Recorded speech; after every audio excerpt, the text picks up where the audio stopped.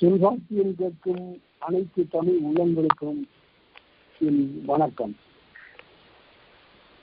காலையில் சற்று வேறு ஒரு பதிவு காரணமாக சிறிது காலந்தாழ்த்தமைக்காக வருந்துகிறேன். இன்றைக்கு இந்த பதிவு காந்தியடிகளுடைய பிறந்த நாள் குறித்தது. அது தொடர்ந்து நிகழ்ந்து கொண்டிருக்கிறது. அவருடைய வாழ்வை நெறியை பற்றி இன்று என்னுடைய உரை நிகழ்ந்தது. இப்போது நாம் எச்சையலுக்கு வருகின்றோம். தொல்காப்பியத்தில் எச்சையல் என்பது சொல்லதிகாரத்தினுடைய கடைசி இயல் என்பது பார்த்தோம். அதில் பல்வேறு வகையான எச்சங்களை, குறிப்பாக 10 எச்சங்களை பார்த்தோம். கடைசி 3 எச்சங்கள் இருக்கின்றனவே அவை மிகவும் குறிக்கத்தக்கன. குறிப்பெச்சம், சொல்லெச்சம் என்பன எல்லாம் வேறு எந்த விதமான சொல்லும் தொழிலும் இல்லாமல் அதிலேயே பொருள் எச்சமாக நிற்கக்கூடிய நிலையை அறிவுறுத்தக்கூடியன. அவற்றை நாம் அந்த பகுதிகளிலே பார்த்தோம். இப்போது அதனை அடுத்து சில மரபுகளை கண்டோம். 10 எச்சங்களை பார்த்த பிறகு சில மரபு வழியாக சொல்லப்படுகின்ற சொற்களுக்குரிய பொருள்களை நாம் பார்த்தோம். இந்த குறிப்பெச்சம், சொல்லெச்சம், இசையச்சம் ஆகிய இந்த 3 மிக மிக இன்றியமையாதவை என்ற நிலையை இறுதியாக நாம் கண்டோம். ஒரு சொல்லுகின்றவன் அதே சொற்களை சொன்னாலும் கூட சொல்லுகின்ற முறையினாலே வேறு ஒரு பொருள் தொழிக்க, வேறு ஒரு பொருள் உள்ளொழிக்க செய்வதுதான் இந்த எச்சங்கள். அது குறிப்பெச்சம். நல்லா தான் சமைச்சிருக்கிற அப்படின்னு சொன்னா அது எப்போது பள்ளியிலே ஒரு கல் அடிபட்டது, அதற்கு பிறகு சொல்லுகிறான் நல்லாதான் சமைச்சிருக்கிறது. இதுதான். இத்தகைய எச்சங்களுக்கு வேறு வகையான சொற்கள் இந்த வாக்கியத்தில் அல்லது தொடரில் இடம்பெறுவது இல்லை. ஏற்கனவே இதற்கு முன்பு சொல்லப்பட்ட 7 எச்சங்களும் அப்படி இல்லை. அந்தந்த எச்சங்களுக்குள்ள பொருள் இன்னது என்பதனை நாம் அங்கு பார்த்தோம். இந்த 3 எச்சங்களும் வேறு எந்த வகையான சொல்லும் இன்று பொருட்களை பெறுவர அல்ல நெறிவார். அதிலே எச்சத்தை உணர்த்தக்கூடிய சொற்கள் இவற்றிலே இடம்பெறுவது இல்லை. இந்த எச்சங்களை பார்த்த பிறகு சில மரபுகளை சொல்லிக் கொண்டு வருகிறார். ஈ, தா, குடு என்பன எல்லாவற்றையும் நாம ஒரே பொருள்ல போது கையாண்டு வருகிறோம். ஈந்தான், தந்தான், கொடுத்தான்னு. ஆனா இவற்றுக்கு இடையிலே வேறுபாடு உள்ளது என்பதனை அவர் காட்டினார். அதுல ஈயன்கிறது இடிந்தோன் கூற்று. அதாவது ஐயா எனக்கு இங்கே சொல்லுங்கள், அதனால ஈகைன்னு சொன்னாரு. அப்ப என்ன பொருள் என்றால் உயர்ந்தோன் பொருளால் தாழ்ந்தவனுக்கு. தவறா சொல்லிடக்கூடாது, நம்ம தாழ்ந்தவனுக்குன்னு சொல்லிடக்கூடாது. பொருளால் உயர்ந்தவன் பொருளால் தாழ்ந்து நிற்பவனுக்கு கொடுப்பது ஈகை. அழகாக திருவள்ளுவர் சொல்லுவார், உடையார்முன் இல்லார்போல் ஏற்கற்றும் பெற்றால் கடையரே கல்லாதவர். இந்த உடையார்முன் இல்லார்னு இருக்கு பாருங்க, அது எந்த காலத்திலும் இருப்பது. 2 வர்க்கங்கள் மாறவே மாட்டான். ஒன்று பொருளை உடையவன், இன்னொன்று பொருள் இல்லாதவன். இந்த 2 பேருக்கு இடையில் இந்த பொருள் சமமாக பங்கீடு செய்யப்படுமே ஆனால் அந்த சமூகத்தில் எந்த விதமான ஏற்றத்தாழ்வும் இல்லாமல் போகுமே ஆனால் அதுவே அந்த சமூகத்தின் உயிருக்கு அடிப்படையாகும். அதனால்தான் அந்த ஈ, தா, கொடு என்பதை சொன்னார். அவற்றுள் ஈ என்பது இடிந்தோன் கூற்று, குடு என்பது ஆடை தா என்று சொல்லலாம், சார்ந்து கொடு என்று சொல்லலாம், சோறு ஈ என்று சொல்லலாம். இந்த எடுத்துக்காட்டுகளை எல்லாம் பார்த்தோம். அதற்கு பிறகு இப்போது நாம் சில பெயர்களை பற்றி பார்க்க போகிறோம்.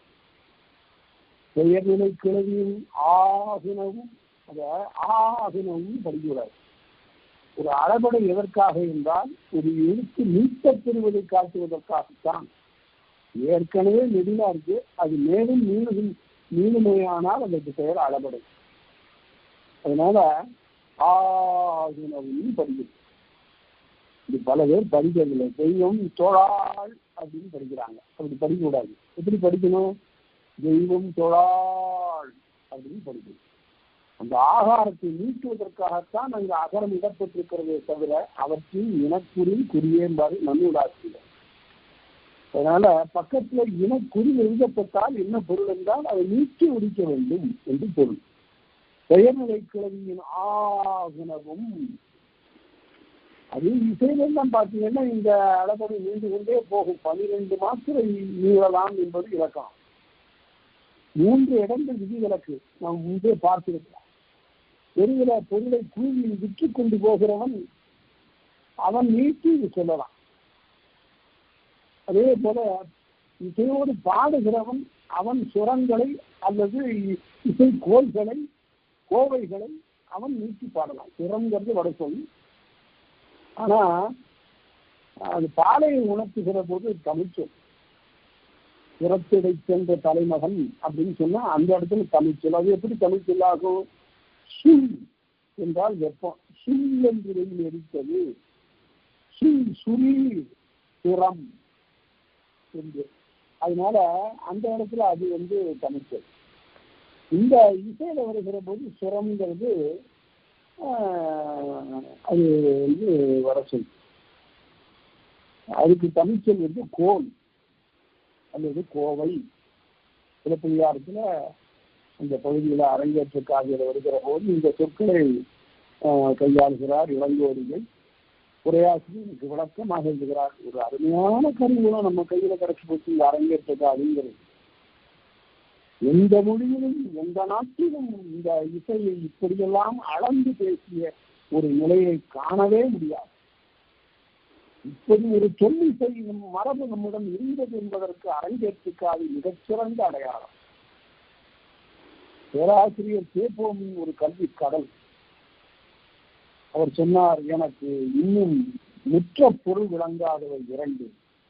ஒன்று அரங்கேற்றுக்காது, இன்னொன்று நியூட்டனுடைய பாரடைஸ் லாஸ்ட் என்றார். அதே அரங்கேற்றுக்காதையில அவ்வளவு இசை குறிப்புகள் இருக்கு. இயலிசை நாடகம் என்ற 3லும் அறிவு தோய்ந்த அறிவு இருந்தால்தான் இந்த அரங்கேற்றுக்காதை விளங்கும். எல்லாரும் சிறப்பியார் நடத்துகிறவர்கள் எல்லாம் அந்த அரங்கேற்றுக்காதையை விட்டுட்டு அப்பால போடுவாங்க. அது அவ்வளவு சிறந்த பகுதி. கடைசியில் அந்த இந்த அதிகளிலே கதையை சொல்லுகிறாரே தவிர மேலை பகுதியிலே அனைத்திலும் அவர் சொல்லுவது என்னன்னா, ஆடலும் பாடலும் அழகும் என்று இக்கூறிய 3ல் ஒன்று குறைபடாமல் என்று சொன்னார். அந்த காலத்தினுடைய இசை மரபு எப்படி இருக்கிறது பாருங்க. ஆடல் பாடல் அழகு என்ற 3ம் இருக்கணும். ஒரு பெண்ணுக்கு அவதான் மேடையில இருந்து ஆடணும். அவளே பாடிக்கொண்டு ஆடுவாள். அந்த மரபு போய்விட்டது. பின்னால பாடுற ஒருத்தி ஆடுகிற ஒரு ஒருத்தி என்று ஆகிவிட்டது. ஆடல் பாடல் அழகு இந்த 3ம் இருக்கும். இந்த 3ம் இருக்கக்கூடிய ஒருத்தி 5 ஆண்டு தொடங்கி 12 வயது வரையில 7 ஆண்டுகள் அதுல பயிற்சி பெறணும். அப்படி பயிற்சி பெற்றவள் மாதவி என்று சொல்லுவார். ஏராளமான இசை குறிப்புகள் இருக்கு. அந்த இசை குறிப்புகள் எல்லாம் நாம பார்க்கலாம். ஏன் பார்க்கலாம், எப்படி பார்க்கலாம் அப்படின்னா, அதற்குத்தான் அந்த அரும்பத உரைகாரரும் அடியாருக்கு எல்லாரும் நமக்கு தேர்வு செய்திருக்கிறார். ஒப்பண்ண காங்கேயன் அளித்த சோற்று செருக்கல்லவோ தமிழ் 3 உரை செய்திருக்கிறது. அந்த காலத்துல ஒரு மாபெரும் புலவனாக இருந்த அடியாருக்கு நல்லார் நான் இந்த மாதிரி 3 தமிழும் சேர்ந்த இசை நாடகம் ஆகிய 3ம் கலந்த ஒரு உரையை இந்த சிலப்பதிகாரத்திற்கு எழுத முடிந்ததற்கு காரணம் இந்த பொப்பண்ண காங்கேயன் என்பான் எனக்கு அளித்த சோறு தான், எனக்கு போட்ட சோறு தான் சொன்னான். அந்த காலத்துல தமிழ் தொண்டுக்கு மிகப்பெரிய விலை பேசப்படவில்லை. தன்னை ஆதரித்த வள்ளல்களுடைய நிழலின் கீழ் இருந்து அரிய நூல்களை எல்லாம் செய்தார். எவ்வளவு கம்பன் சொல்லுகிறான், எல்லையிலிருந்து ஒரு கடையப்பன் இல்லை என்று சொன்னால் தான் இல்லை என்று அவன் பேசுகிறான். ஆண்பாலும் அரம்பை முதல் முக்கணியும் என்பாலும் உண்டு செவிட்டு மனம் அன்பாலும் அரம்பைன்னு வாழை வாழை முதலாகிய முக்கில் எல்லாம் கொடுத்து என்னை ஆதரித்த அந்த வள்ளல் பாடல்தான் பாடித்தான், அவ்வளவுதான் அப்படின்னு. பெரும் மன்னர்களுடைய நிலையில் கீழிருந்து கம்பன் பாடவில்லை. வெள்ளிநல்லூர் கற்ப வள்ளல் அவரை பற்றி சொல்லுகிற போது ஒரு பாட்டு தனிப்பாடுங்கிறதுல நான் சொல்றேன் சார். அருமையான பாட்டு. மோட்டெருமை வாவி புக. மோட்டெருமைன்னு என்ன அர்த்தம்னா முதுகு அப்படியே புடைத்திருக்கிறது, வயிறு புடைத்திருக்கிறது, வயிறு புடைத்து அப்படியே முதுகு மேல இருக்கிறது. அதான் மோட்டெருமை வாவி புக. அது குளத்துல எருமை புகும்போது நீங்க பார்த்துக்கணும். எருமை சாதாரணமா புகாது, நல்ல தெளிந்த நீரை அப்படியே கலக்கி கொண்டு உள்ள புகும். நன்னூல் ஆசிரியர் சொல்லுவான், ஒரு மோசமான மாணவனுக்கு இதுதான் இலக்கான. கற்பிக்கக்கூடியவனை போட்டு கலக்கிடுவான் அவன் எருமை மாதிரின்னா. மோட்டெருமை வாவி புக. குளத்துக்குள்ளார புகுந்தது எருமை. முட்டு வரால் கன்றென்று. அந்த ஊர் ரொம்ப செழுமையானது, அந்த குளம் மிக செழுமையானது. அந்த செழுமையான குளத்தில் இருக்கின்ற வரால் மீன் மிக பெரியது. அது போய் இந்த எருமையினுடைய மடியில போய் முட்டுச்சு. முட்டிய உடனே இந்த அறியாத எருமை முட்டு வரால் கன்று என்று கருதி, தன்னுடைய கன்று என்று கருதி பாலை அப்படியே சொரிந்து கொண்டே வருகிறான். எது வரையில? வீட்டு வரையில. மூத்தெருமை வாதிபுக முட்டு வரால் கன்றென்று வீட்டளவும் பால் சொரியும் வெண்ணையே. அருமையான தொடர்பு. வீடு வரையில் பால் சொரிகின்ற வெண்ணெய் நெல்லூரே. அந்த ஊருக்கு பெயருக்கு காரணம் தெரியல. வீடு வரையில அப்படி பாலை சொரிந்து கொண்டே வருகிற போது வீட்டளவும் பால் சொரியும் வெண்ணையே. இத அந்த அம்மா ஆண்டாள் அம்மாவும் பாடுறாங்க அருமையாக. வீடு வரையில் அப்படியே நினைத்து முளைவழியே நின்று பால் சூற அனைத்திலும் பேராக்கும் நற்செல்வன் அனைத்திலும் பேராக்கும் நற்செல்வன் தங்கால். என்ன தமிழ் பாருங்க. அனைத்து இல்லம் பேராக்கும் நற்செல்வன் தங்கால். அவ்வளவு வீடு வரையில அப்படியே பால் ஆடு ஓடுகிறது. அந்த ஊர்ல வெள்ளைக்கு என்ன பஞ்சம் இருக்க முடியும்? அந்த ஊருக்கு வெள்ளை நல்லூர்னு பேர் வருவது எவ்வளவு பொருத்தம் என்று சொல்லுகிறான் கம்பன். அது வேற, அதனால இருக்கட்டும். இப்ப அது மாதிரி இருக்கக்கூடிய நிலையை நாம் இங்கு பார்க்கிறோம். பெயர் நிலைக்கிழவி ஆகுனவும். அதாவது ஒரு துணைக்கு உரிய பெயர் இன்னொரு துணைக்காக வரக்கூடியனவும். இந்த இடத்துல பெயர்ங்கிறது துணை பெயர். ஒரு துணைக்குரிய பெயர் இன்னொரு துணைக்கு வருது. அது எப்படி? வீட்டுல ரொம்ப அருமையாக வளர்க்கிற பசுமாடு இருக்கு, இதுக்கு பேர் லட்சுமி. லட்சுமி வருகிறாள், லட்சுமி நன்றாக பால் கறக்கிறாள் என்று சொல்லுகின்ற இடத்தில் ஒரு துணைக்குரிய பெயர் வேறு ஒரு துணைக்கு ஆகிவிட்டது. ஆகவே பெயர்நிலைக்கிழவியும் ஆனாகுனமும். அதே போல பாருங்க, டைகர் வந்தாரு, என் பக்கத்துல உட்கார்ந்தாருன்னா அது யாரு? டைகர்னு நாய். நாய்க்கு பெயர் இப்ப இந்த காலத்துல. அது மாதிரி ஒரு துணைக்குரிய பெயர் இன்னொரு துணைக்கு உரியதாகி வரக்கூடியன. அது ஒன்று.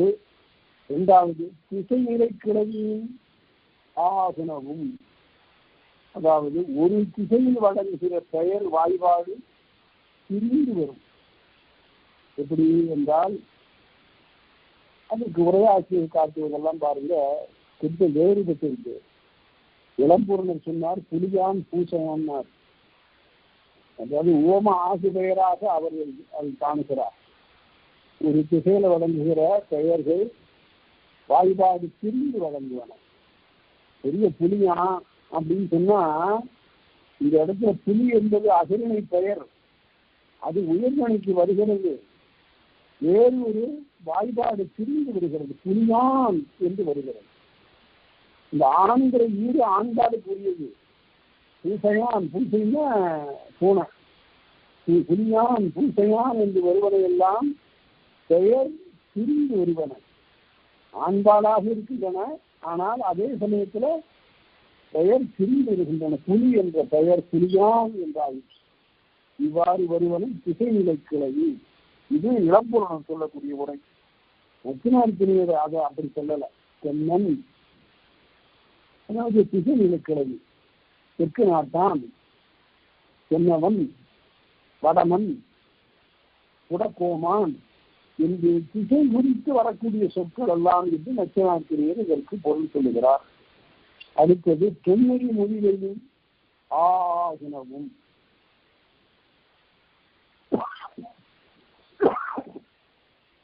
என்று சென்று வருகின்ற நெடுங்காலமாக வருகின்ற மொழிகள். அதற்கு பொருள்லாம் வேற. எப்படி என்றால், ஒரு பழமொழிக்கு உரிய பொருளை நாம் அந்த கால நிலை கொண்டுதான் அறிய வேண்டும்.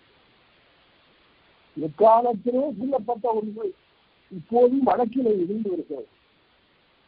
அதுக்கு பெயர் முதுமொழி என்று சொல்லுவார். ஒரு தொடர்ந்து ஒரு சமுதாயத்தில் கடைபிடிக்கப்பட்டு வருகின்ற ஒரு வழக்கத்தை சொல்லுகின்ற மொழியாக அது இருக்கும். அதுக்கு எல்லாரும் ஒரு தொடரை, ஒரு பாட்டை எடுத்துக்காட்டு காட்டுகிறார்கள், ஒரு உரைநடையை எடுத்துக்காட்டு காட்டுகிறார்கள். காட்டெருமை முட்டை பொறுக்கி மக்களம் சுட்ட புகையால்.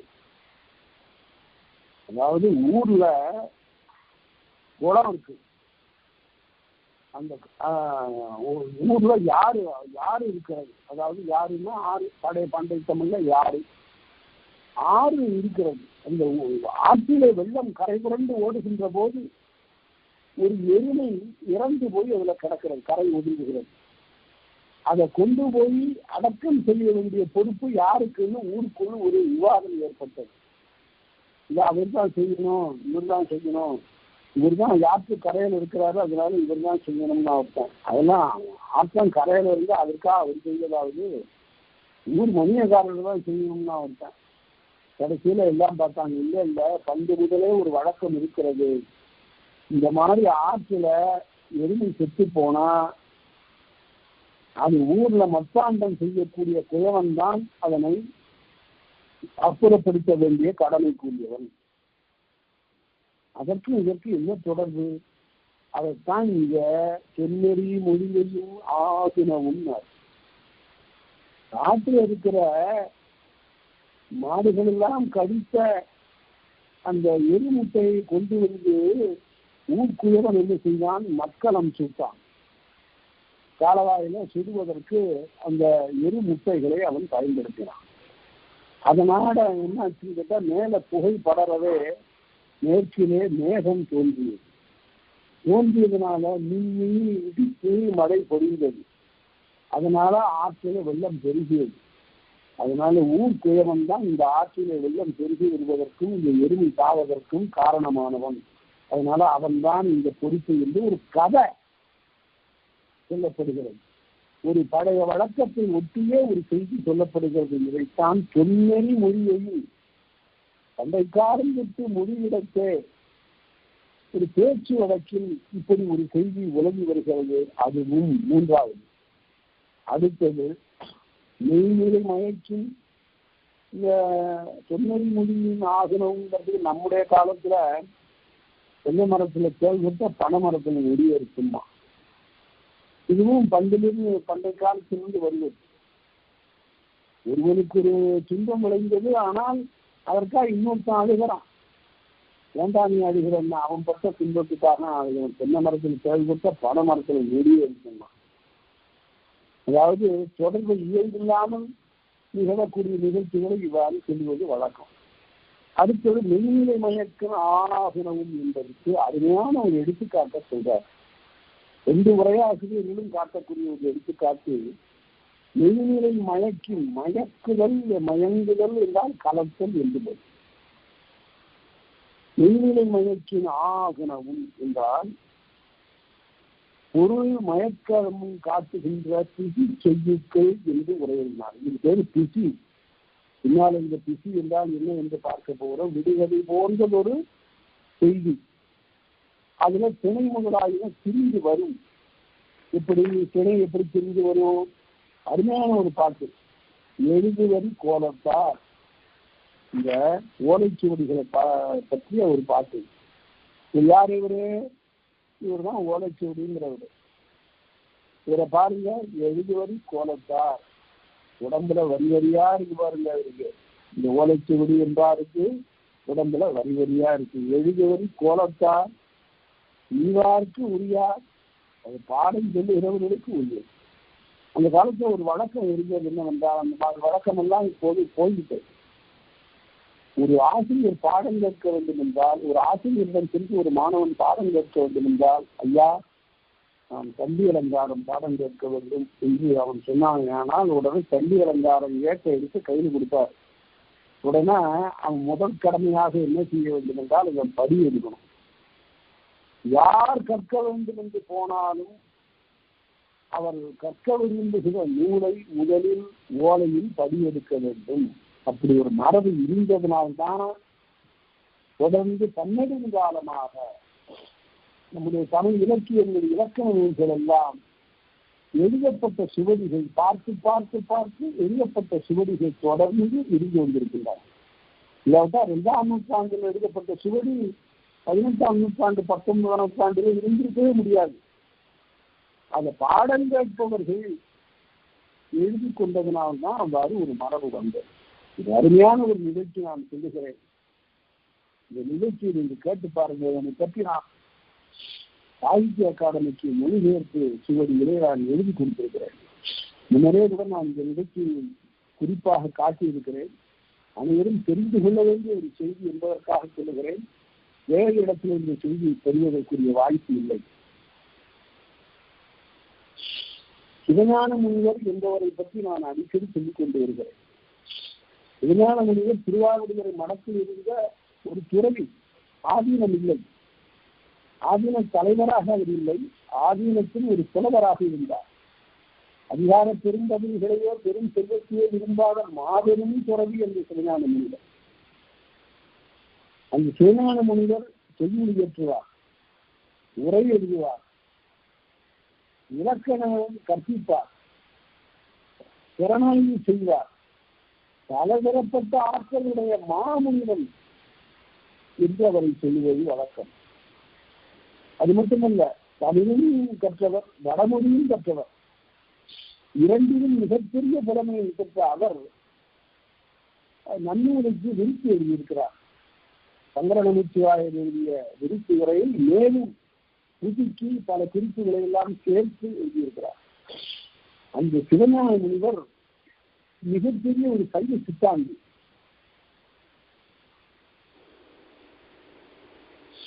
அந்த சைவ சித்தாந்தி அந்த காலத்தில் விளங்கிய மாபெரும் சைவ சித்தாந்த நூலாக விளங்கிய சிவஞான போதம் என்ற 12 சூத்திரங்களே உடைய, எழுதினீங்கன்னா 12 சூத்திரத்தையும் 3 பக்கத்தில் எழுதிக்கலாம். இந்த 3 பக்கத்தில் எழுதப்பட்ட 12 சூத்திரங்களும் விரித்து எழுதினார். ஓலைச்சுவடியில் தான் அந்த காலத்தில் எழுதியாகவும் எழுதினார். அது ஏறத்தாழ இன்றைக்கு தாலியை அச்சிட்டால் 2000 பக்கம் வரும். அத அந்த திருவாவடுதுறை ஆதீனத்தில் இருந்து எழுதினார். எழுதிய பிறகு எல்லாவற்றையும் ஒன்றாக சேர்த்து பத்திரமாக கட்டி ஆதீன தலைவரிடம் கொண்டு போய் கொடுத்துட்டார். ஆதீன தலைவர் என்ன செய்வார்? வேற யாரும் படிக்கிறதா இருந்தா நான் படித்த பிறகுதான் படிக்கணும், நான் இப்ப படிக்க மாட்டான், எனக்கு நேரம் கிடைக்கும் போது படிப்பதை சொல்லி இரும்பு பெட்டியில வச்சு பூட்டிட்டார். அதற்கு பெயர் விஞ்ஞான போத விருத்தி. மகாபாஷ்யம் என்று வடமொழியில சொல்லுவார்கள். தமிழ்ல அப்படியே தமிழ்மொழி செய்து சொன்னால் மாபாடியம் என்று சொல்லுவது வழக்கம். விஞ்ஞான போத மாபாடியமாகிய பேருரை. அந்த பெருவிளக்க உரை 2000 பக்கம் தாழில் எழுதினா வரும். அதான் சுவடியில எழுதி, எழுத்தாளியினால சுவடியில் எழுதி அந்த துறவு பெருமகன் கொண்டு போய் ஆதீன தலைவரிடம் கொடுத்தார். ஆதீன தலைவர் இரும்பு பெட்டியில வச்சு பூட்டிட்டார். அவ்வளவுதான். பல பேர் அதை படிக்க வேண்டும் என்ற அவா உற்றவர்களுக்கெல்லாம் ஒன்றும் கிடைக்கல. அந்த காலத்தில் திருநெல்வேலியிலிருந்து வந்த ஒரு இளைய தம்பிரான் ஒருவர், சீலமும் வாயிலையும் கல்வி பெருக்கமும் உடைய ஒருவர் முத்துக்குமாரசாமி தம்பிரான் என்று. அவருக்கு இந்த சிவஞான போத மாவாரியத்தை படிக்க வேண்டும் என்ற ஒரு ஆசை இருந்தது. என்ன செய்வார்? அவர் அந்த அணுக்க தொண்டராக ஆதீனத்திற்கு பற்பல பணிகளையும் செய்திருந்தார். உடனே மிக உண்மையானவர் என்று உணர்ந்த ஆதீனம் என்ன நினைத்து கேட்டார் என்றால், சூரியனார் கோயில் என்ற ஒரு கோயில் இருக்கு, அங்க இவர் ஆதீனமாக நியமிக்கலாம் என்ற கருத்தோடு கேட்டார். ஆனால் இவரோ என்ன கேட்டார் என்றால், நான் அந்த பெட்டிக்குள்ளே இருக்கிற சிவஞான போத மாபாடியத்தை படிக்க வேண்டும் அப்படின்னு கேட்டார். பிறகு என்றால் எல்லாவற்றையும் சிறந்தவர் அல்ல. பொன்னை சிறந்திருக்கலாம், பொருளை சிறந்திருக்கலாம், பெண்ணை சிறந்திருக்கலாம், மண்ணை சிறந்திருக்கலாம். ஆனால் தமிழின் மீது உள்ள பற்றை சுரக்கவில்லை. அவர் உடனே அப்படி கேட்டாரு. உடனே சாமி அங்கேருந்து வந்து இரும்பு பெட்டியை திறந்து அந்த சுவடிகளை எடுத்து அவர் கையில கொடுத்து, இங்கே இந்த நூலகத்திலே உட்கார்ந்து படியா அப்படின்னு சொல்லி கொடுத்துட்டு அவரும் பக்கத்திலே உட்காந்துட்டார். அதனால எடுத்துக்கிட்டு எங்கேயும் போக முடியாது, படி எடுக்க கூடாது. ஒரு நாள் உட்கார்ந்து படிச்சார், 2 நாள் உட்கார்ந்து படிச்சார், என்ன 10-15 நாள்ல படிக்கக்கூடியதாது. இந்த நிலையில் ஒரு நாள் திடீரென்று சூரியனார் கோயில் இருக்கக்கூடிய ஆதீனம் தலைவர் இறந்து போய்விட்டார். கைலாயம் புகுந்தனர். அந்த நிலையில முத்துக்குமார் தம்பிரானை பார்த்து, திருவாரூர் ஆதீன தலைவர், நீங்கள் அங்கே போய் அந்த பணியை மேற்கொள்ளுங்கள் என்று சொன்ன போது சரி என்று அவர் சென்றார். அங்கே போய் எல்லாவற்றையும் பார்த்து சிறப்பாக நிர்வாகம் செய்து வருகின்ற காலத்தில் ஒரு நாள் திருவாவூருக்கு வந்து, ஐயர் இந்த சிவஞான போத சுவடிகளை சில நாளைக்கு கொடுத்தால் நான் போய் படித்து வந்து விடுவேன், திருப்ப பத்திரமாக கொண்டு வந்து உங்களிடம் ஒப்படைப்பேன் என்று சொன்னார்.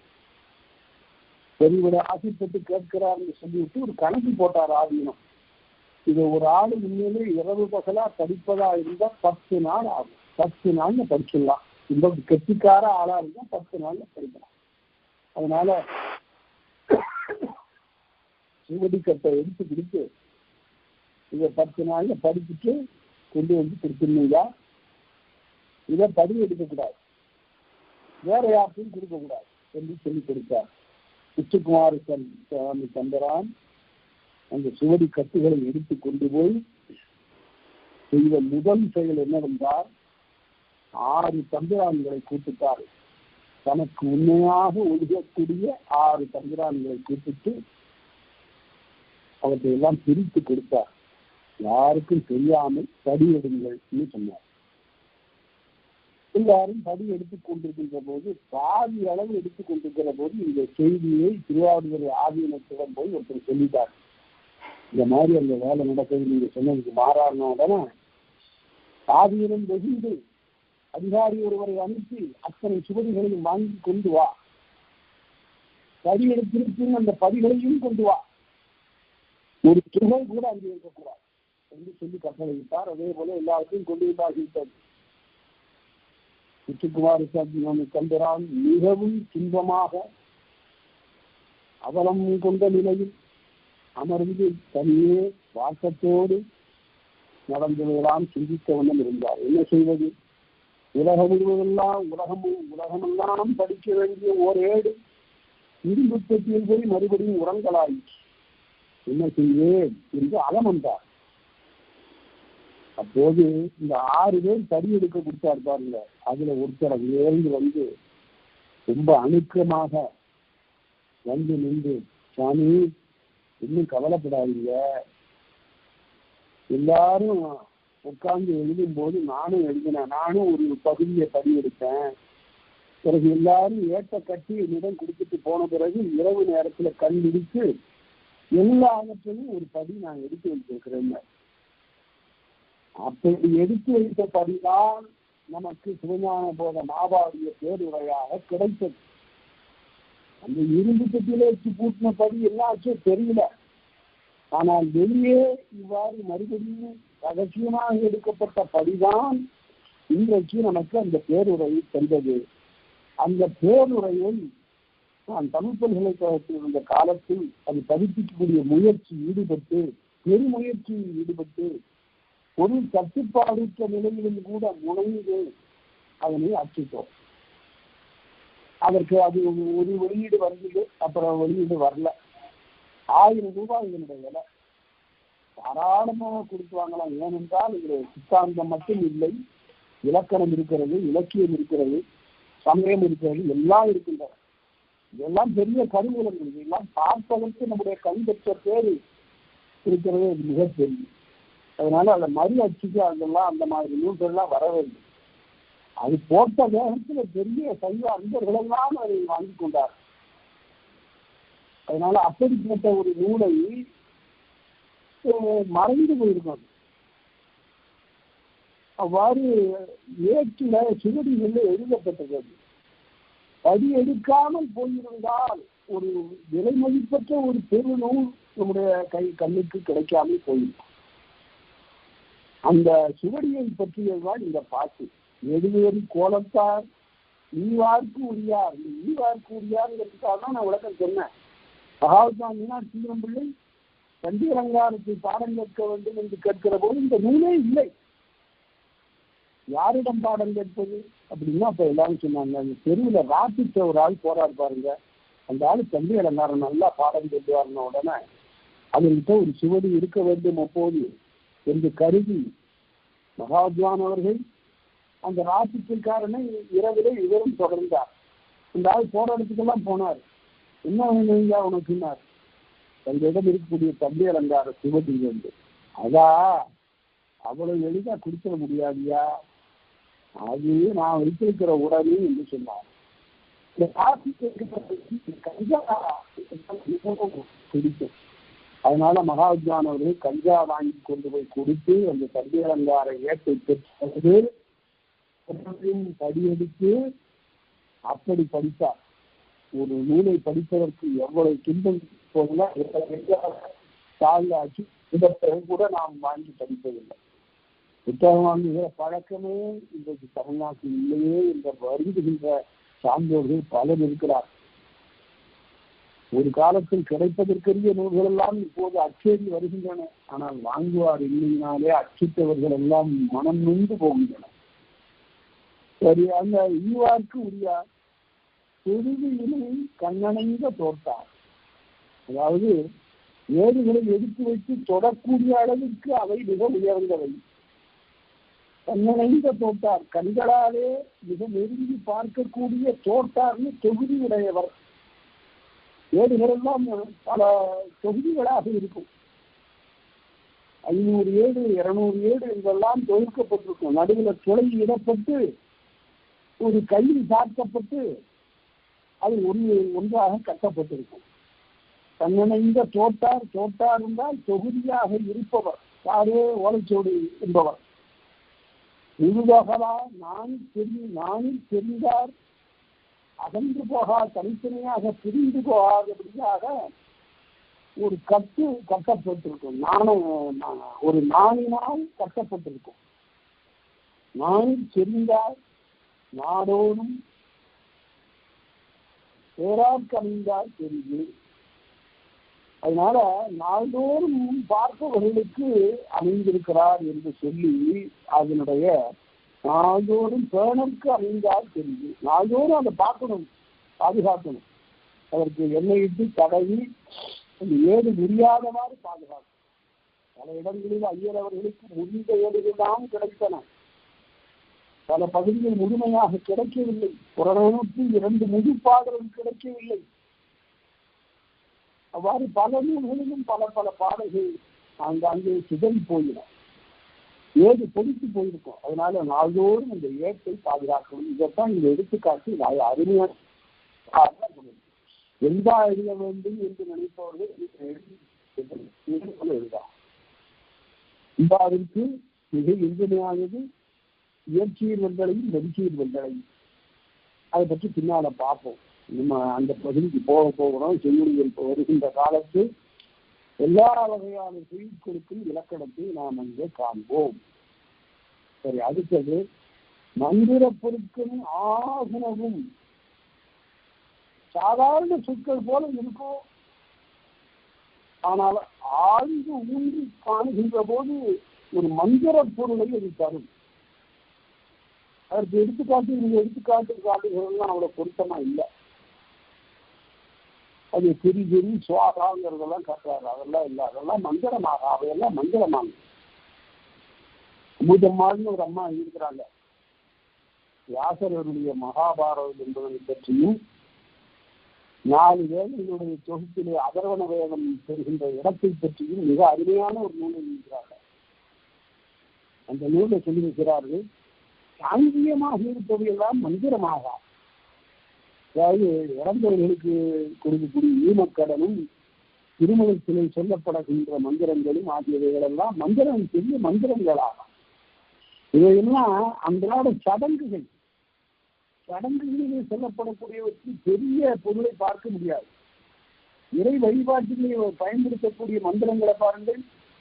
இதோ இந்த பிரசாதத்தை இறைவனே உங்களுக்கு அளிக்கிறோம், அதே போல இந்த தண்ணீரை, இந்த தீர்க்கத்தை இறைவனே உங்களுக்கு வழங்குகிறோம். இதுல என்ன ஆழ்ந்த பொருள் இருக்கிறது?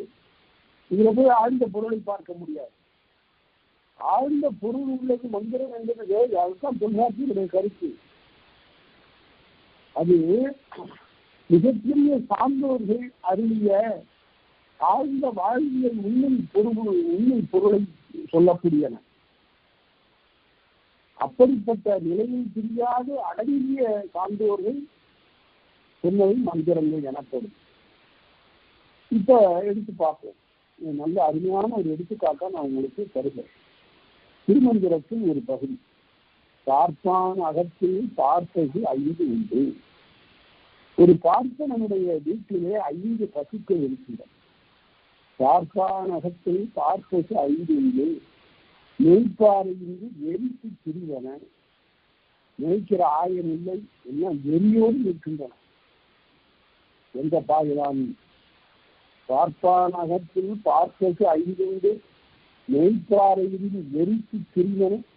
மேய்ப்பாரும் உண்டாய் எரியும் அடங்கினான்.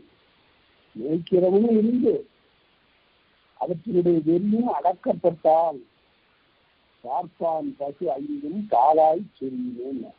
திருமூலம் மிகப்பெரிய ஒரு மறைநூலம். அந்த நூல் பலராலும் படிக்கப்படவில்லை என்பது வருகைக்குரியது. அதுலதான் சொல்றாரு, பார்ப்பானுடைய வீட்டுல 5 பார்ப்பசுக்கள் இருக்கின்றன. அவை வெறி பிடித்து திரிகின்றன. அவற்றை உரிய மேய்ப்பான் இல்லை. மேய்ப்பானிலிருந்து வெறியும் அடங்கினால் அவை பாலாக சொல்லி என்று சொன்னார். இது உண்மையில் பார்ப்பான் என்பவன் மனிதன். பிறகு பால் பசு 5 என்பது 5 பொறிகள், மெய்வாய் கண்மூக்கு செவி. மெய்ப்பான் என்பது உள்ளம்.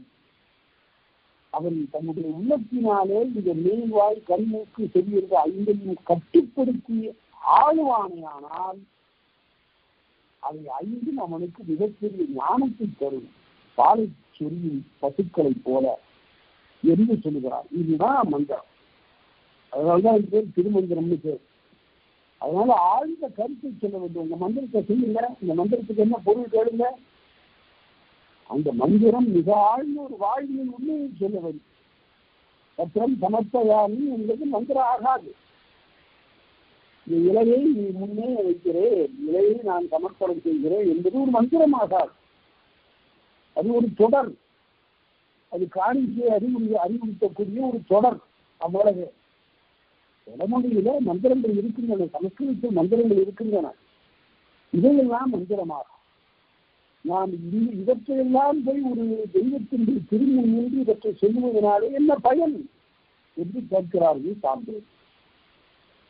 ஆனால் அதே சமயத்தில் தேவாரம், திருவாசகம் என்ற திருமறைகளையும் திவ்ய பிரபஞ்சத்தையும் நாம் இறைவனிடம் சொல்லுகிற போது ஆழ்ந்த மெய்ப்பொருளை அவை கூறுகின்றன. இந்த உடலின் நிலையாமையும் இந்த உடல் என்ற நிலையான ஒரு கருவியை கொண்டு நிலைத்த பல செயல்களை செய்வதற்குரிய வாய்ப்பையும் பெற்றது இந்த மனித உடல். இந்த அந்த உண்மையை உணர்த்தக்கூடிய பெருமறைகளாக விளங்குகின்றன இந்த திருமறைகள். ஆகவே அவைதான் மந்திரங்கள்.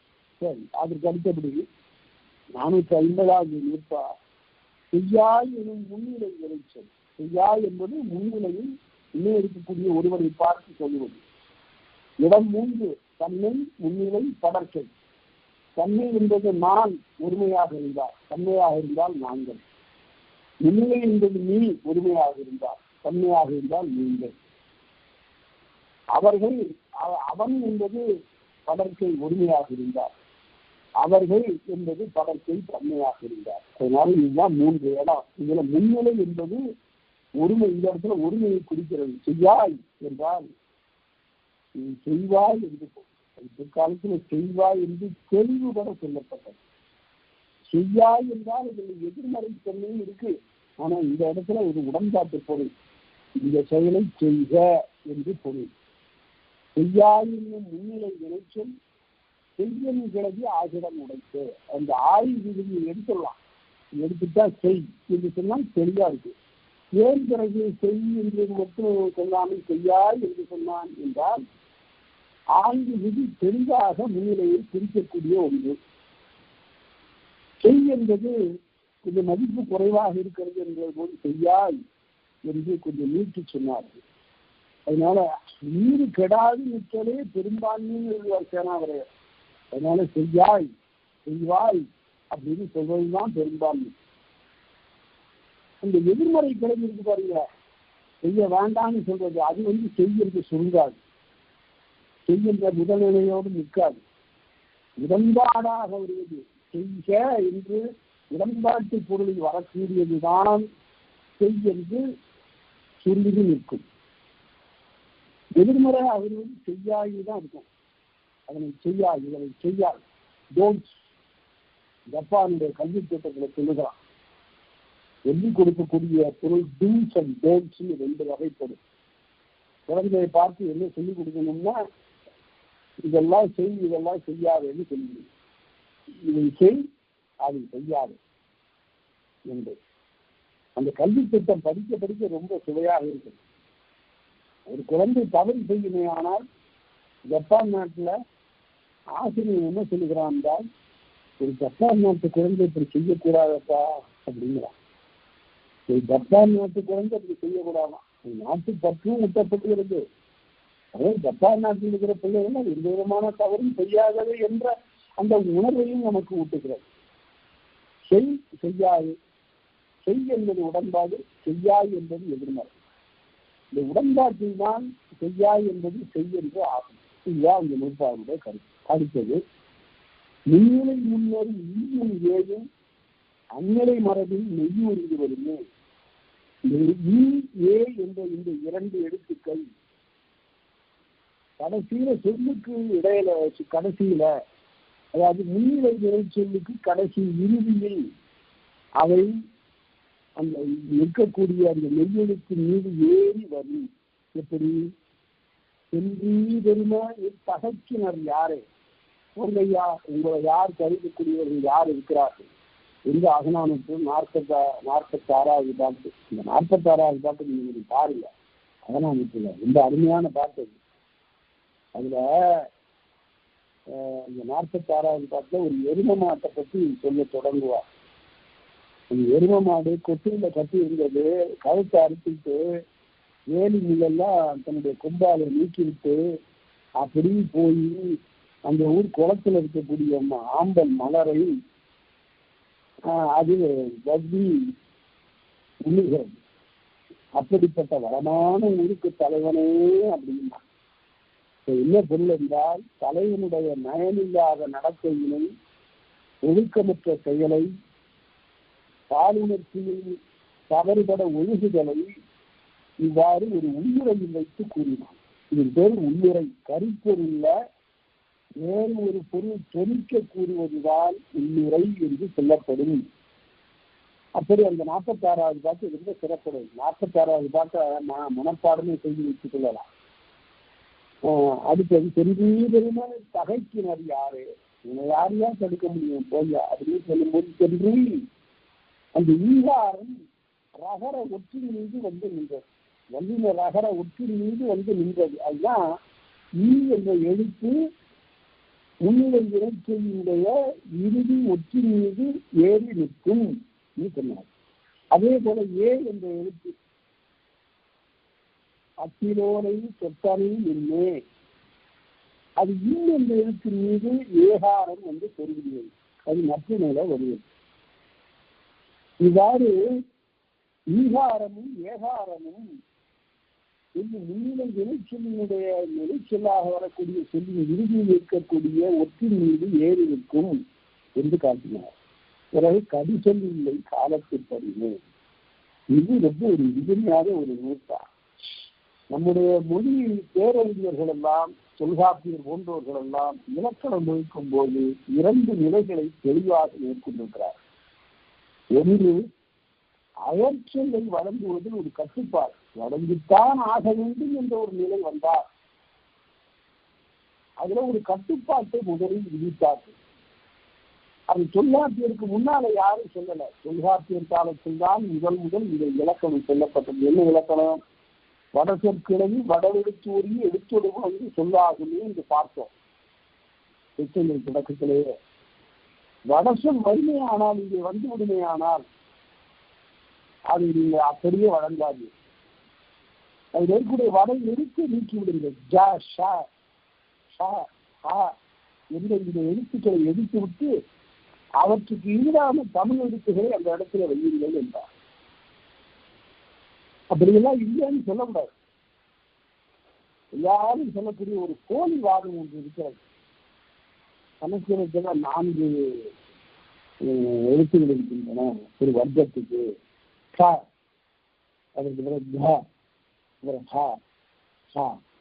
இந்த 4 எழுத்துக்கள் இருக்கின்றன. தமிழ்ல இல்லையே, என்ன பண்றதுன்னு கேட்கக்கூடாது. இது விட அருமையாக கால்வியல் அந்த ஒப்பிலக்கணத்தில் சொல்லுகிறார். இது ஒரு குறையாக இல்லை. ஒரு வரி வடிவமே 4 வரிகளை உள்ளடக்கியதாக இருக்கிறது சொல்றார். எப்படி? பக்கம் என்று சொல்லுகிற போது கே, பங்கம் என்று சொல்லுகிற போது ஜி, பகல் என்று சொல்லுகிற போது ஹெச். இதுக்கு பேரு convertibility of surds and sonants. வல்லொலி நெல்லொலி மாற்றம்னார். வல்லெழுத்துக்களே நெல்லொலி தன்மையும் உடையனவாக இருக்கின்றன என்று அவர்.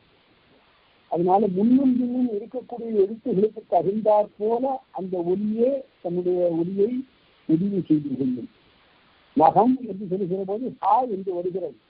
யாரும் நகம்னு சொல்வதில்லை. அதே போல பகல் என்று சொன்னால் ஹா என்றுதான் சொல்லுகிறார்கள். ஆகவே நீங்கள் வட எழுத்து நீக்கிவிட்டு அதற்கு ஈடான அதே ஒலியை தருகின்ற தமிழ் எழுத்தை அங்கே இட்டுக் கொள்ளுங்கள் என்று தொல்காப்பியர் தான் இலக்கணம் செய்தார் என்றால் அவருக்கு முன்னால் அப்படிப்பட்ட ஒரு வழக்கு இல்லை, தேவையும் இல்லை. பிறமொழியில் இங்கே புகவில்லை. அந்த காலம் தனித்தமிழ் காலம் என்று சொல்லப்படும் என்று நாம் அறியவில்லை. இதை பற்றியெல்லாம் அறிஞர்கள் நிறைய எழுதியிருக்கிறாங்க. அதனால கடிசொல் இல்லை காலத்துப்படியே. அந்தந்த காலத்துக்குரிய சொற்களை கடியாமல் ஏற்றுக்கொள்ளலாம். எப்படி? யவனர் அப்படின்னு ஒரு சொல் இருக்கு. இந்த யவனங்கிற தொல்காப்பியத்துல நம்ம எழுத்தறியாருக்கு நினைவுற்றுக் கொள்ளவில்லை. ஆவோடு அல்லது யகர முதலாது வந்து இந்த யகர மெய் ஆ என்ற ஒரு எழுத்தோடுதான் ஒரு சொல்லுக்கு முதலிலே வரும் என்பது இலக்கணம். அப்படியான யானைன்னு தான் வரும், யாதான் வரும். யா தெரிந்து வராது, ஏ வராது, யவ் வராது, இதெல்லாம் வராது. அந்த வரிசையில யா மட்டும்தான் வரும். யானை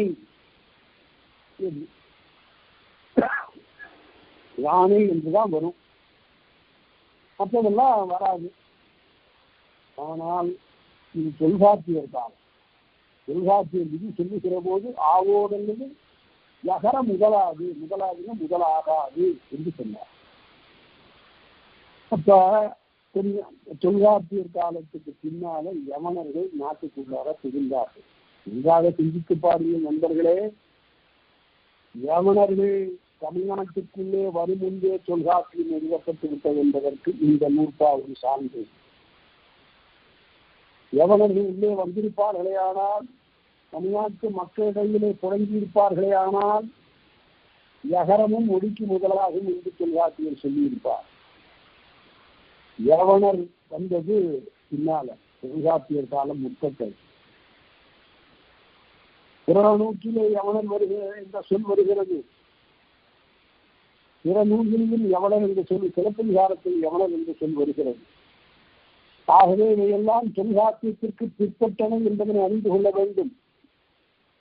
இந்த உண்மை இவ்வாறு விளக்கப்பட்ட நிலையிலும் கூட தொல்காப்பியத்தை கீழ்த்து 5ஆம் நூற்றாண்டு கொண்டு வருகின்ற அறிஞர்களுடைய முயற்சிகளை நாம் என்ன சொல்லுவோம்?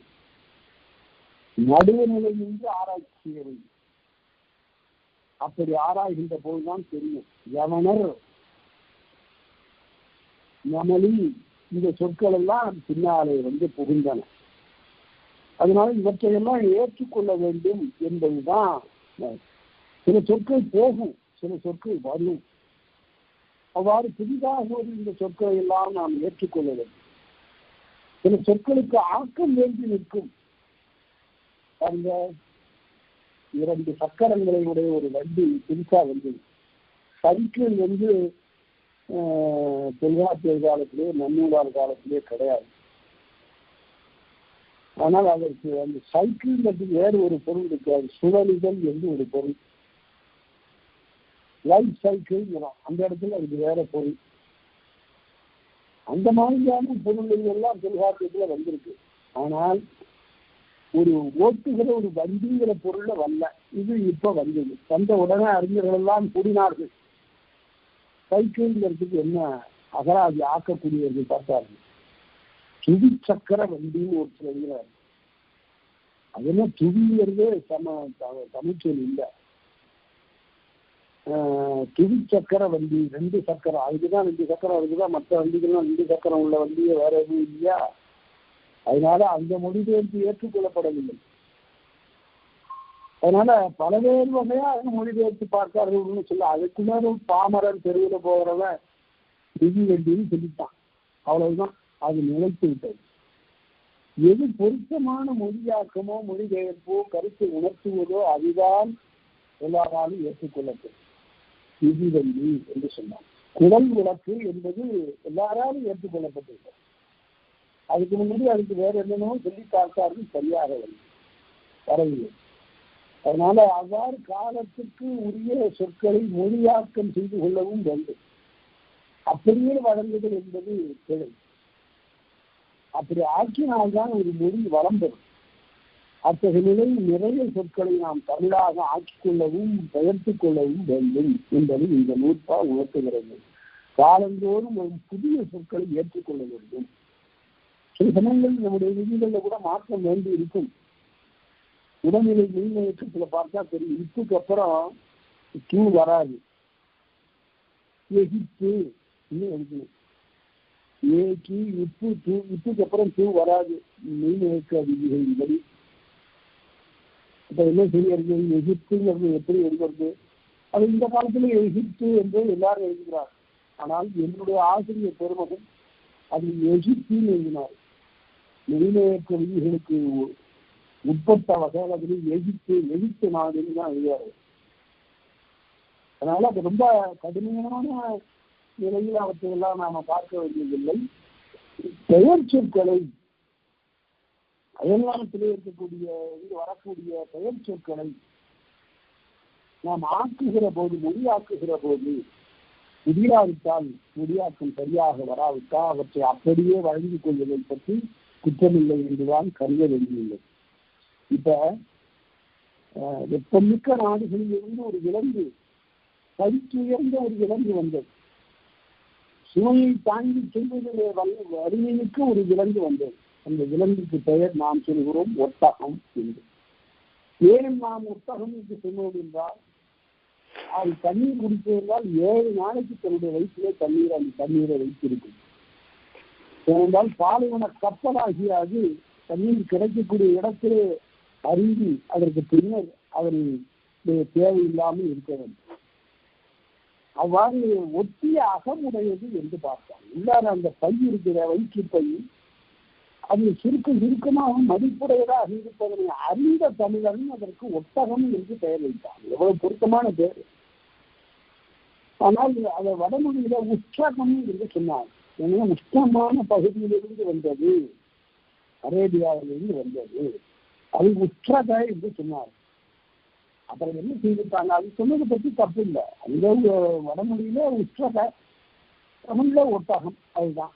ஆனால் என்ன செய்து விட்டார்கள் என்றால் உஷ்ணக என்பதனுடைய பிரிவுதான் ஒட்டகம் என்று சொன்னார். அதுதான் தமிழ். ஒரு மொழியில் ஒரு சொல் ஆக்கப்பட்டிருக்கிறது, புதிதாக இயற்றப்பட்டிருக்கிறது, அதனுடைய நுட்பமறிந்து சொல்லப்பட்டிருக்கிறது. அந்த விலங்கினுடைய இயல்பறிந்து அதனுடைய உடற்கூறு அறிந்து சொல்லப்பட்டிருக்கிறது என்பது இன்றைய. அதனை இவ்வாறு வேறொரு மொழி சொல்லோடு ஒப்பிட்டு சௌந்தரியமானது ஒரு ஒளி ஒப்புமை கொண்டு நாம் அவ்வாறு சொல்லுவது என்பது பிழையாக இருக்கும் என்று நாம் கருதலாம். அதனால் அடுத்தபடியாக குறைச்சொல் கிளவி குறைக்கும் மொழி அறிதல். இது பெரும்பாலும் செய்யுள்ள அறிவு, செய்யுள்ள நிகழும். தாமரை இருக்கு, செய்யுள்ள மேல அறை நிறைன்னு எழுதியிருப்பான். அதனால மோனை நிலையில் பொருத்தமாக வரக்கூடிய வர வேண்டும் என்பதற்காக தாமரை என்பதில் தாரை என்பதை எடுத்துவிட்டு மறைகள் என்று எழுதினான். அதனால குறைக்கும்படி, குறைக்கக்கூடிய இடத்துல குறைக்கும்படி அறிதல். அறிதல்னா அறிதல்னு பொருள் இல்லை, இது அன்னிக்கு மேங்கோல் இறைவுக்கு. அறிதல்ங்கிறது அறிக, இடமறிந்து நீங்கள் குறையுங்கள். ஓதி முது போற்று. அதே நீளும் துகிலை, நீளம் என்பது ஒரு நிறத்தினுடைய பெயர். அதே போல அந்த நிறத்தினுடைய பெயர் ஒரு சாயத்திற்கும் ஆகி வந்தது, அது ஆகி பெயர். நீளம்ங்கிறது இந்த துணிக்கு நீளம் போடுங்கிற இடத்துல நீளம்ங்கிறது ஆகு பெயர். அந்த நீளம்ங்கிறது செய்யுள்ள வருகிற போது நீள் துகில், நீளத்தை உண்ட துகில் அப்படின்னு சொல்லுகிற போது நீள்னு உண்டு. அது நீளம் இருக்கிற அம்மு போயிடுச்சு, அவ்வாறு போவது பிழையில்லை, அவ்வாறு குறைக்கும்படி குறைத்துக் கொள்ளலாம் என்று சொன்னார். அடுத்தது குறைத்தனராயினும் நிறைப்பெயர்கள. அது குறைச்சாலும் கூட, அவ்வாறு குறைக்கப்பட்டாலும் கூட அந்த சொல் ஒரு முடிச்சொல் போலவே கருதத்தகும். அதுல எந்த விதமான இல்லை. நீளம் என்பது நீர் என்று இருந்தாலும் பிழையில்லை. அது சொல் குறைந்திருந்தாலும் கூட அந்த முழு சொல்லுக்குரிய எல்லா இயலும் அதற்கும் பொருந்தும் என்று சொன்னார். இந்த நீளம் என்பது இது பழைய இலக்கியங்கள் இருக்காது. இந்த கருத்து தான், கருத்தே நீளத்தையும் சேர்த்து சுட்டியது. அதாவது திருமாலை கார்மிகில் வங்கன்னு சொன்னாங்க, நீர மார்பன்னு பின்னால சொன்னாங்க. அந்த நீளம்ங்கிறது கொஞ்சம் கருத்துல கொஞ்சம் டென்சிட்டி அடர்த்தி குறைந்த ஒரு நிறம். தொப்பி நீளத்தில் சுண்ணாம்பு கலந்த கலப்பரி இருதம் கட்டு குலைந்தது. அதாடா என்ன அழகா பாடிக்கிறார் பாருங்க, என்ன உவமை. அப்படி நூலை எடுத்த உடனே முதல் பாட்டிலே செதுக்கிது உவமை.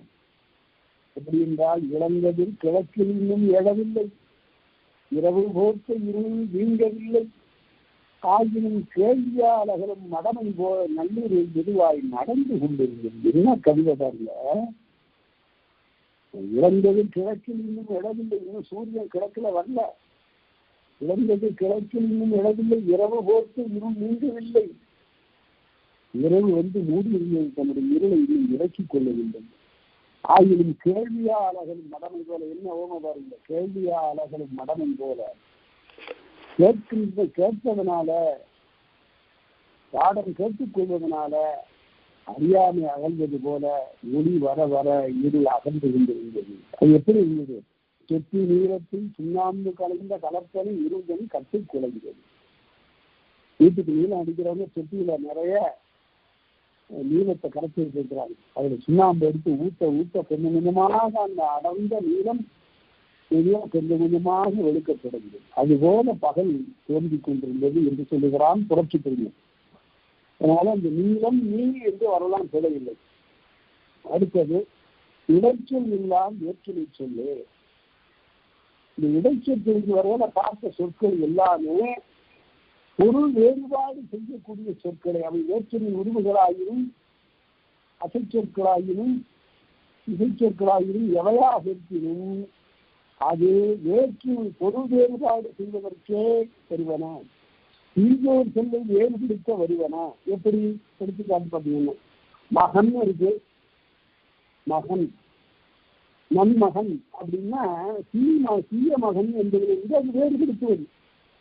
அதனால இந்த நல் என்ற இடைச்சொல், இந்த பெயரடை இங்கு பொருள் வேறுபாடு செய்வதற்காக வந்தது. அதே போல மண் என்பதும் அப்படித்தான். கூறியதோர் வாழ்மண் அப்படின்னா, கூறியதோர் வாழ்னு மட்டும் சொன்னா வாழ் கூர்மையாகத்தான் இருக்கிறது என்று பொருள். ஆனா கூறியதோர் வாழ்மண் அப்படின்னா பற்றி கூர்மையானதானா என்று கேட்டால் அந்த பொருளை வேறுபாடு செய்யும். அந்த மண் என்ற இடத்தில் அந்த பொருளை வேறுபாடு செய்யும். அதே போல உரிச்சல் மருந்தினும் ஒரு இடையே இல்லை. உரிச்சலும் அப்படி பொருள் வேறுபாடு செய்யக்கூடியன இருக்கின்றன. எப்படின்னு கேட்டா,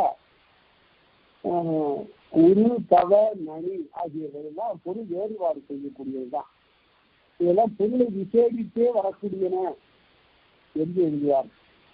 எப்படி நனி மிகுதி, மிகுதியினாலே ரொம்ப அதிகமா இருக்கு, நனி மிகுதியில இன்னும் மிகுதியாக இருப்பது, மிகவும் மிகுதியாக இருப்பன என்று பொருளை வேறுபாடு செய்வது, விசேடிப்பது என்று பொருள். அடுத்தது வினையெழுத்துகளையும் வேறுதல் புரிய.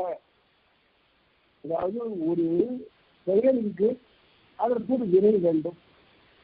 வினையில் தோன்றும் பாலறிகளவையும் பெயரில் தோன்றும் பாலறிகளவையும் மயங்கள் கூட தம் மரபினவேன்னு சொன்னார். அப்படி வருகிற போது மரம் ஒடிந்து வீழ்ந்தது, மரங்கிற பெயருக்குரியதுதான் வீழ்ந்தது என்பதும், மரம் என்ற பெயருக்குரியதுதான் வீழ்ந்தது என்ற வினைமுற்று. ஆனால் சில சமயத்துல என்ன ஆகுன்னு கேட்டா, யானை தன்னுடைய தும்பிக்கையால் வளைக்க அந்த மரம் முறிந்தது அப்படின்னு சொல்லுகிற போது, யானைங்கிறது பெயரா இருக்கு முதல்ல, எரிந்ததுங்கிறது உடைய முறிந்ததுங்கிறது கடைசியில் இருக்கு. யானை முறிந்ததுன்னு சொல்லக்கூடாது. வினையெழுத்து கிழமையும் வேறுதல் புரிய வேறுபட்ட இலக்கணத்தை உடையன. இந்த வினையைத்தான் எந்த பெயரோடு போய் பொருந்துவது என்று, இந்த வினைமுற்று இந்த வினயத்தில் எந்த பெயரோடு போய் பொருந்துவது என்பதனை பார்க்க வேண்டும். அதுக்கு எடுத்துக்காட்டு காட்டாரு. உரற்கால் யானை, உரல் போல காலை உடைய யானை, ஒதுக்கி உண்டு எஞ்சிய யாம். யாம் என்பது ஒரு மரம், அது ஒடித்தது உண்டது எஞ்சி இருக்கக்கூடிய மரம் இது அப்படின்னு சொல்லுகிறான். இந்த இடத்துல ஒடிக்க உண்ட என்ற எச்சங்கள் எல்லாம் யானை ஒடித்து உண்டு எஞ்சிய யானைக்கு தான் பொருந்தும். அதன் பிறகு எஞ்சிய என்பது யாம், அந்த மரத்துக்கு பொருந்தும். அதனால எந்த வினை எந்த பெயருக்கு பொருந்தும் என்பதனை பார்க்கிறது. மழை பெய்து நன்கு விளைந்தது என்று சொல்லுகிற போது மழை என்பது எழுவாயாக இருக்கக்கூடிய பெயர். ஆனால் விளைந்தது என்பது வினைமுற்று. மழை பெய்து நன்கு விளைந்தது, நன்கு விளைந்தது எது? நெல் விளைந்தது. அதனால எந்த பெயருக்கு எந்த வினை என்பதனை அறிந்து கொள்ள வேண்டும். இடையில வேறுபல் புரிய வேறு வினை சொற்கள் வேறு பெயர் சொற்கள் வரும் என்று சொல்லலாம். அடுத்தது உரையிடத்தியலும் உடல்நிலை அறிதல். வழக்கில் உடனிடக்கூடியன அல்லன.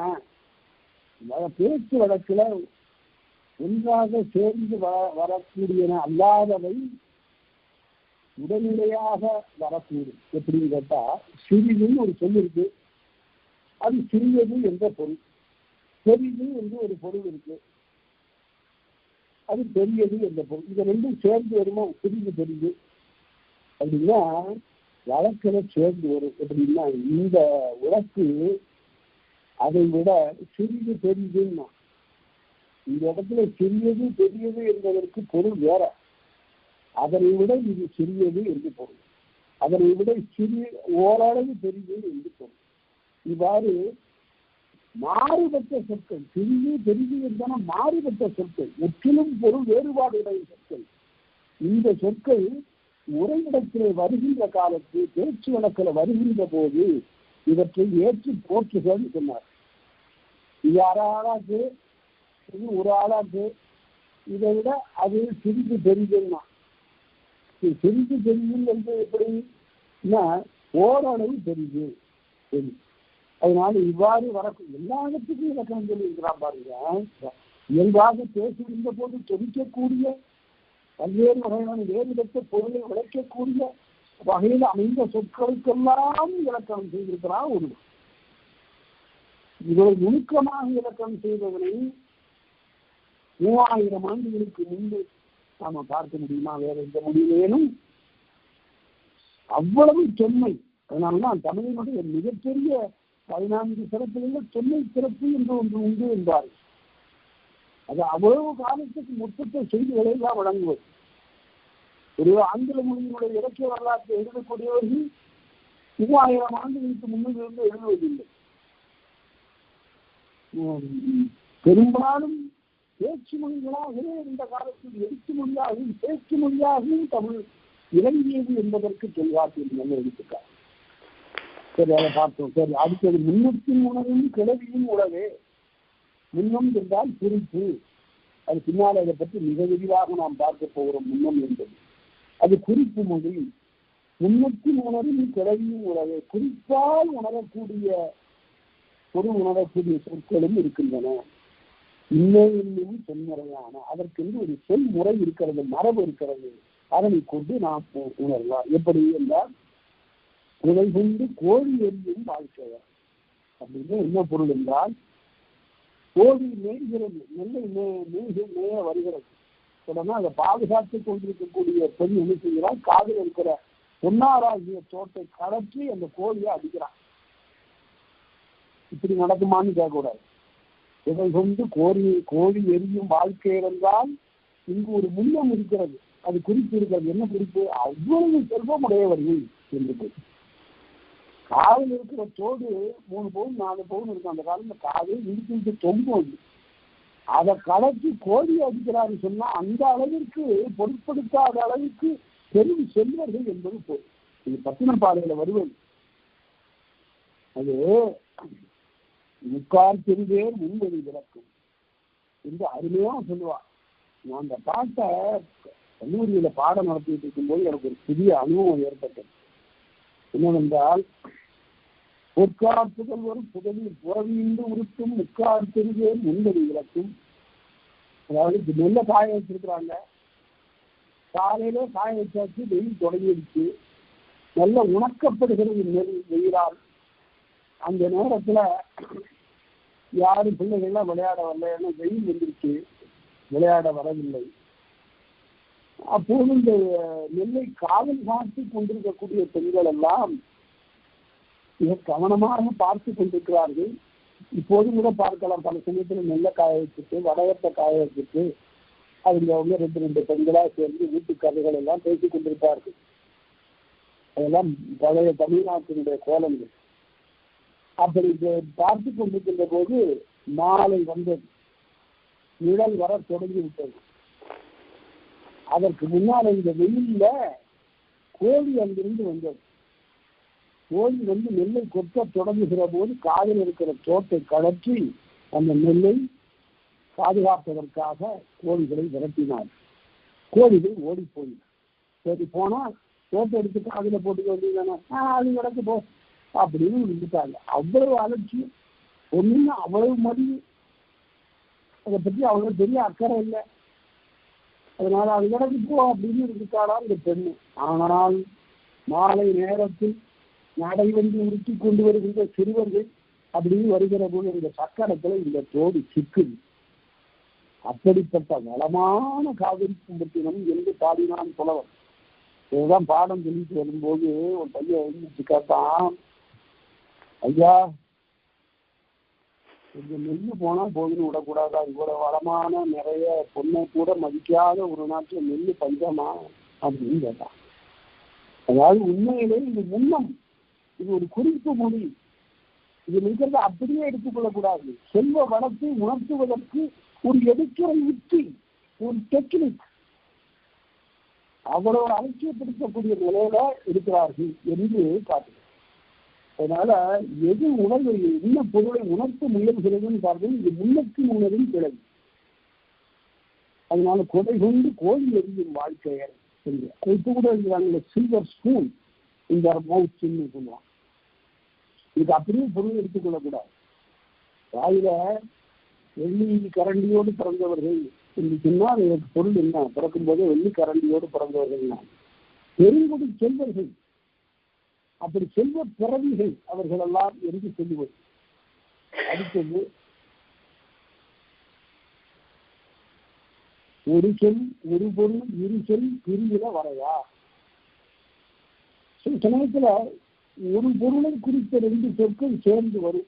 ஒரு சொல்லாலும் சொன்னா போதும், ஆனால் அழுத்தம் திருத்தமாக சொல்ல வேண்டும் என்பதற்காக ஒரே பொருளை குறித்த ரெண்டு சொற்களை சேர்த்து இணைத்து பேசுகிறார்கள். இப்படி உயர்ந்தோங்கு மலைந்தான். அதெல்லாம் உயர்ந்தாலும் ஓங்குனாலும் ரெண்டும் ஒண்ணுதான். அப்படி சொல்லுவதில் பிழையில்லை என்பதற்காக இது இலக்கணப்படுத்தி சொல்கிறார் சொல்காட்டில். உயர்ந்தோங்கு நெடுவரை அப்படின்னு, மிதந்தோங்கு பெருமலை, நீனிசை. மற்றவையில முதல் பாட்டில் கவிஞர் சொல்லுவார், நீனிசை சாங்கின் கொடுத்த தீங்கு என்போல குறையம் என்ற குறையோர்கள் என்று பேசுவோம். தாமரை தந்தாயூர் நீனிசை சாங்கின் கொடுத்த தீங்கு என்போல. என்ன அழகான கற்பனை பாருங்க. ஒரு மனிதன் நல்லவன் சொல்லுவதற்கு இப்படி சொல்ல முடியுமா யாராவது? தாமரையில் இருக்கிற தேன், அது தண்ணீர் நடுவில் பூத்த தாமரை, அவரை தூய்மைக்கு இருப்பிடம். அதில் இருக்கிற தேனை போய் எடுத்துக்கொண்டு வந்து இந்த வந்து ஊதி ஊதி ஊதி அதை மேலும் தூயதாக்கி கொண்டு போய் சந்தன மரத்தினுடைய உச்சியில கீழே இல்ல உச்சியில நீரை சாந்தியின் தொடுத்த தீங்கேன் போல, சந்தன மரத்தினுடைய உச்சியில தொடுத்த அந்த தீங்கேன் போல குறையம் என்ற அவ்வளவு நல்லா இல்லையான என் தலைவர் எப்பேற்பட்டவன். அவன் பிறந்த முடியும், அவன் போய் பொருந்தி வாழ்கின்ற இடமும் எல்லாமே தூயம் அப்படின்னு சொல்லுவதற்காக இந்த ஓமையை கையாளுகிறான். இதுதான் தங்கப்பன். தாமரை தங்காது ஊதி நீதியை சாந்தியின் கொடுத்த தீங்கேன் போல குறையம் என்ற குறையோர்கள். நட்பு இனியது, எவ்வளவு இனியது! இது போல தாமரையில் இருக்கக்கூடிய தேனை கொண்டு போய் சந்தன மரத்தினுடைய உச்சி, அது சந்தன மரம் மனத்திற்கு புகழ் பெற்றது. அதுல கீழ்ப்பகுதியில மேலும் பகுதியில கொண்டு போய் சேர்த்து விட்டது, யாரும் அணுக முடியாத அளவு.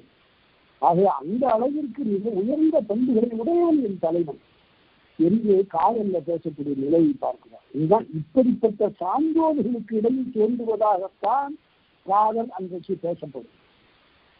கைவிட்டு போகிறவன் அல்லது களவு கருத்தோடு மனம் புரிந்து கொள்கின்றவன், பொருள்கல்வி பொருத்தி அடைகின்றவன், இதெல்லாம் இல்லை. இதெல்லாம் அந்த காலத்தில் இல்லாமல் இருந்தனவான இல்லது இருவது நல்லது என்று சொன்னார். உலகத்துல மிக உயர்ந்தவற்றைத்தான் பாடுவார். இந்த உயர்ந்தது அந்த காலத்துல பெரும்பான்மையாக இருந்தன. சரி, அடுத்தது ஒருமை சுற்றிய பெயர்நிலை கிளவி தன்மைக்காக இடமுமாறுன்றே. நம்ம தமிழ்ல இன்றைக்கு ரொம்ப இயல்பாக போய்விட்டது இந்த பிழை. எந்த பிழை என்றால், அங்கே நாடுகள் மேயாதுன்னு எழுதுறான். மேயாதுன்னு வந்து ஒருமை, நாடுகள் மேயாதுன்னு எழுதுறோம். அது என்ன மேயா அப்படின்னா எழுதுறதுக்கு எங்களுக்கு வள்ளியிலேருந்து சொன்னீங்கன்னாங்க தான் மேய்வது இல்லைன்னு சொன்னாங்க. ஏறு இல்லை உண்டு அன்பார் மேவிடத்தன. கொஞ்சம் நாளை செய்திகள் வாரான்னு எழுதணும், நாளை செய்திகள் வெளியிடப்படாது எழுதணும். செய்திகள் எழுதின பிறகு அப்புறம் படாதுன்னு எழுதினா எப்படி? ஆனால் செய்யுள்ள இதற்கு உறுதி உண்டு. செய்யுள்ள அகுதை தந்தை, அகுதை என்பவனுடைய தந்தை அண்ணன் யானை அடுகோர் சோழர், சோழர் தன்னை சோழர்னு வரணும். சோழர்னு மரியாதை இருந்து வருவது. அதனால உயர்ந்த யானையினுடைய அகுதியினுடைய தந்தை ஆகிய சோழாரசர் அப்படின்னு சொன்னேன். அதனால இவ்வாறு உயர்வனைக்கு இவ்வாறு வரும் என்று காட்டினார். அடுத்ததாக முன்னிலை சுற்றிய உரிமை கிளவி பன்மையோடு முடியும் வரைநிலை என்று முன்னிலையில் இருக்கக்கூடிய உரிமை சொல் அது பன்மையாக ஒரு வினைமுற்றை ஏற்கவும் செய்யலாம் என்ற ஆட்சிப்படை வரியில் போற்றல் வேண்டும். ஒரு கூட்டமா ஒரு பஞ்சத்துல அடிபட்ட கூட்டம் வருது, 700 தோழமா வருது. அதே சமயத்துல பரிசும் பெற்று ஆள் அடையாளம் தெரியாம முக்கிய வளமான ஒரு கூட்டம் வருது. எங்கதான் போயிட்டு வருவீங்க, இவ்வளவு பரிசும் இவ்வளவு நகையெல்லாம் போட்டிருக்கிறீங்க, பட்டாறு எல்லாம் போட்டிருக்கிறீங்க, எங்கேயா கிடைக்கும் இதெல்லாம் கேட்டான்.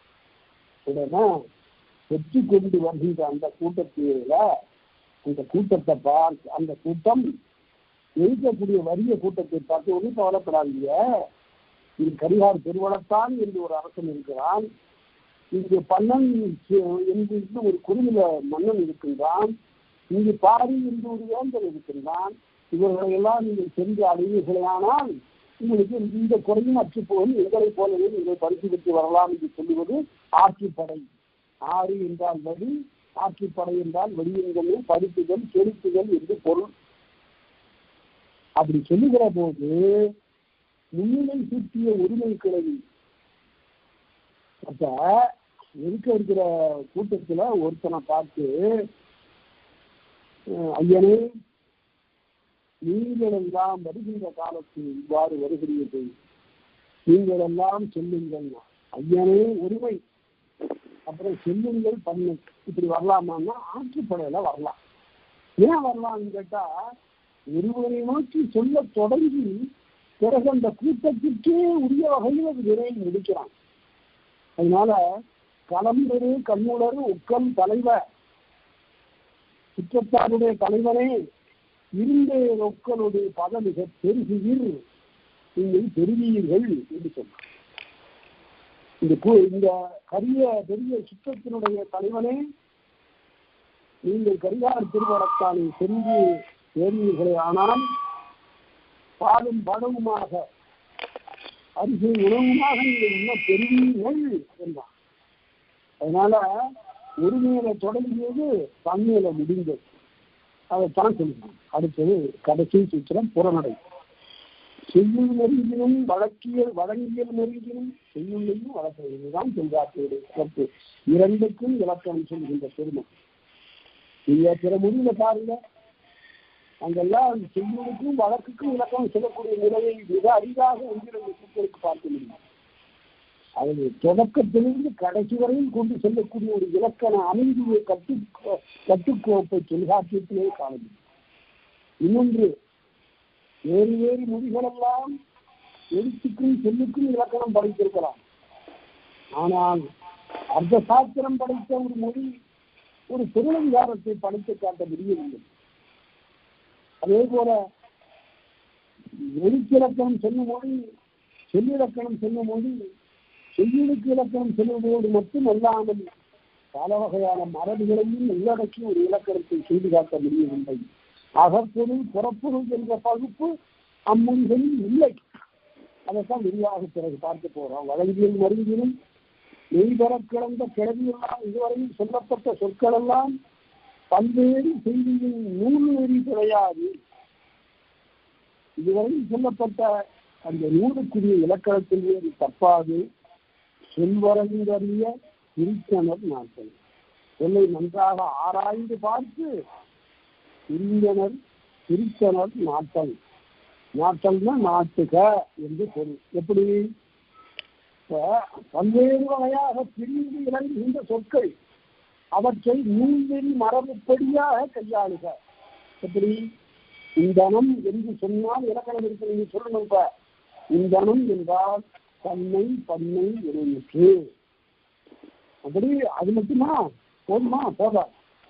தன்னை பண்ணை இறந்த கால இணைமுற்று. அதே போல உண்ணான் இந்தனம் தன்னை பண்ணை நிகழ்கால இணைமுற்று. இந்துவம் தன்னை பண்ணை எதிர்கால இணைமுற்று. இப்படியெல்லாம் காலம் பிரித்து தன்னை முன்னிலை படற்கு இடம் பிரித்து இப்படி 5 பால் 3 இடம் இவற்றையெல்லாம் பிரித்து வழங்குக என்று சொல்லுகிறார்.